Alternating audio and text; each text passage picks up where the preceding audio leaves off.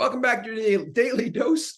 My name is Robert. It's my pal Susan. We're talking all things Disney half marathon right now. And when we last left you, we were talking about the beginning of the race and the spirit of the racers.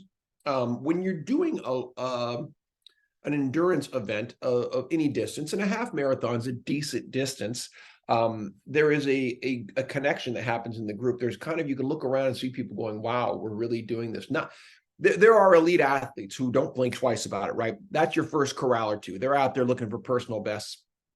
And then there's the 85% or so others who are there, a lot of them for a first time, a lot of them overcoming challenges, a lot of them kind of proving that they can, and we're amongst that. And there's an awful lot of respect amongst this group, and a lot of run walkers and a lot of walkers, right? People just saying, I'm doing it. And then there's some straight up just people wanting to see Disneyland.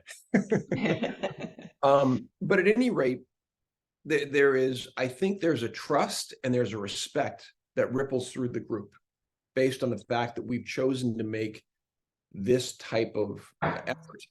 And as people in their signs say, remember, you paid for this. Remember back in February when you thought this was a good idea? The race signs are funny, the support is funny, but the people on the side, they make a difference. The people who are cheering, go, you got this, and seeing our sign and saying, go Dan, go. And every time my dad heard that, he'd yell back, go Dan, go. That's so cool. He yelled that. That's so cool. I remember that from last year, the impact of the crowds and the music. Did you have music, I'm sure. The effect of the music on your dad was beautiful last year. And I have to assume, I mean, the man loves to dance. He loves music. And that's probably always been part of his running experience. I love the sense of the multiplying factor of so much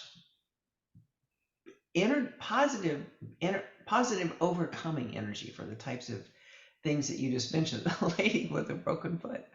Yeah, That would have been a good excuse to maybe not go on the run that year, but oh yeah, absolutely. And this is where I think it becomes metaphorical for life about, the lesson of pushing through difficult circumstances and going where others maybe can't make sense of it and finding a way through, being resilient. Injuries and other things happen out there on the course, and thankfully none happened to us, and I didn't experience the pain I did last year. The cart was better aligned, it wasn't trailing to the right.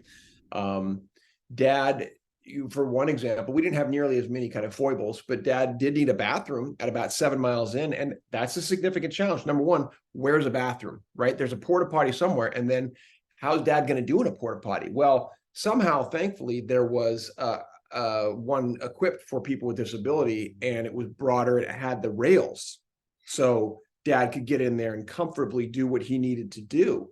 yeah. And because it was at mile 7, there wasn't a line for it. So because, when Dad needs to go, he needs to go. There's not a tremendous amount of holding power there. So Parkinson's. yeah, got it. I mean, to successfully toilet during a half marathon is not a small thing. That's what I'm saying.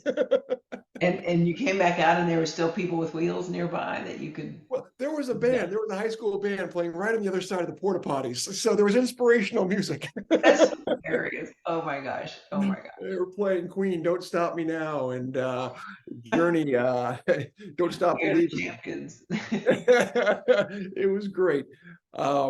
So yeah, you're right about the music, though. That really inspires my dad. He felt too, because a large part of this course was off Disney property, as opposed to last year, it was all on Disney. That's just the difference between Disney World and Disneyland. There wasn't as much, I'd say, kind of Disney magic. They make a big deal about every mile is magic. I'd say, about 5 or 6 of the miles were magic. A lot of them were Anaheim, and God love Anaheim, but it wasn't that magic. Did you end up back inside the park? No, we ended up in the parking lot we started from. So the first 5 miles, the first mile was just outside the park, and then the next 4.5, 5 miles were in both California Adventure, which was spectacular, I'd never seen it before. And then Disneyland. And there were a couple of great moments, right? Pictures with the characters. And then outside of that, we were kind of left to our own druthers. There wasn't a lot of Disney magic out there. There weren't really characters.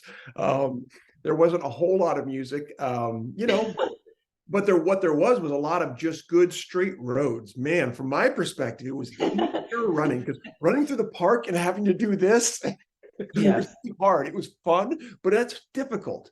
That people said, "Did you hurt after the race?" I said, "My forearms and my hands."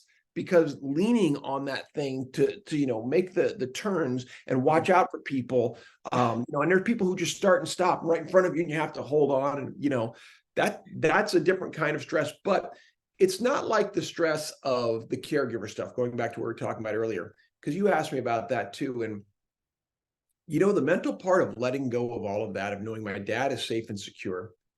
We had his pills because he had to take them at one point during the course. We had plenty of food and drink as needed for the race, not like big meals, but just things you need to get by. And also knowing it was a shorter race, like over 6 hours, which was, the full marathon, there's a little more consideration. I think we had 2 rounds of pills, and, there's more things that went wrong. And the bike had issues. I had physical issues. Yeah, the marathon was definitely more difficult.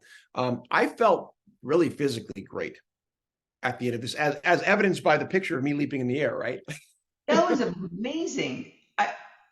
Let's come back to that. Let's start with the leap on our next episode, because, it meant something to me too. And I'm glad you mentioned that. All right. We'll see you on the next dose. Oh.